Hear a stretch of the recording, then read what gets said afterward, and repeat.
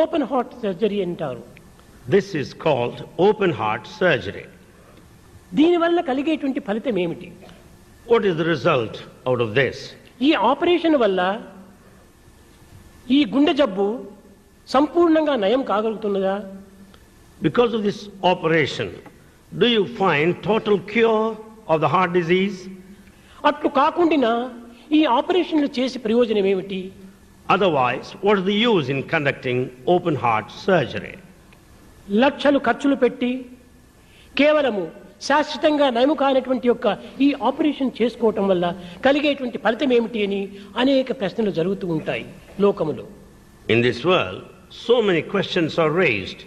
By spending lakhs and lakhs of money without finding permanent cure, what is the use of this operation? ఇక్కడ గుండె operation అనగా కొంత మనము విచారించవలసినటువంటి అవసరం ఎంతైనా ఉన్నది.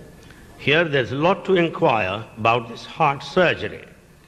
మానవుని దేహమునందు ఉండేటువంటి యొక్క వివిధ అంగములకు గుండెకు చాలా వ్యత్యాసం ఉంటున్నది. There's a lot of difference between heart and other organs of the body. దేహములో ఉండేటువంటి మిగిలిన అంగములు ఏమాత్రము కదలవు. The other organs do not move.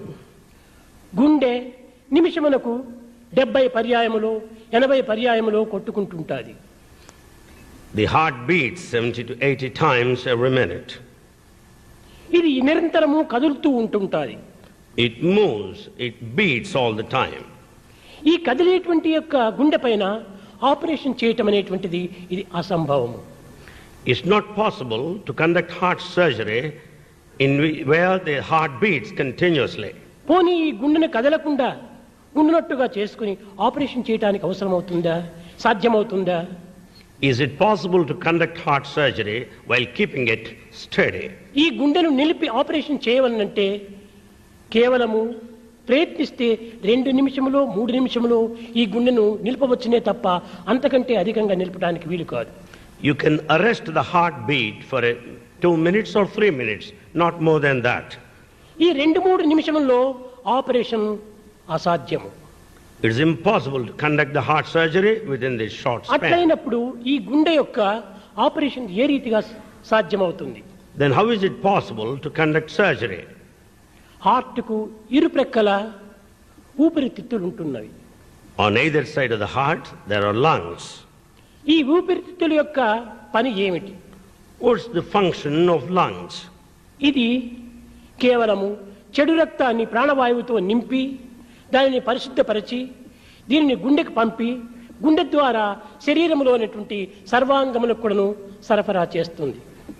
The impure blood is purified by the intake of oxygen and pumped into the heart, from which it will be supplied to the entire body.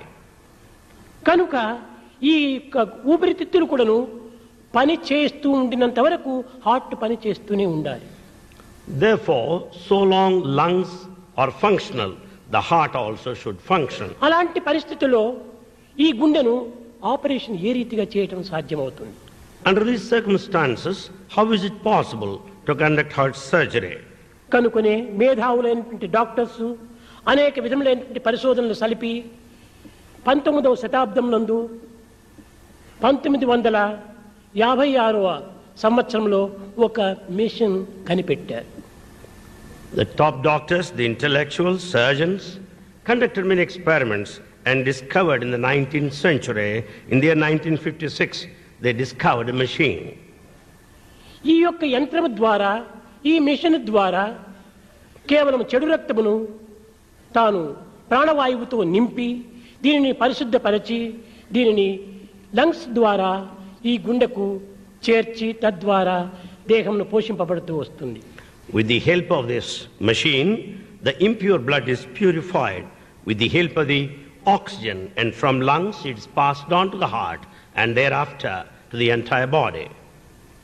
ఈ యొక్క మిషనే గుండె చేసే పని ఊపిరితిత్తులు చేసే పని కూడాను ఈ మిషనే చేస్తుంటాయి. It's this same machine that does the function of the heart and the lungs as well. కనుకనే దీనిని హార్ట్ లంగ్ మిషన్ అని చెప్తూ వచ్చారు. Henceforth it is called heart lung machine. ఇది అనేక విధములుగా కూడాను ఈ ఆపరేషన్ యందు పూర్తి తోడ్పడుతూ ఉంటుంది.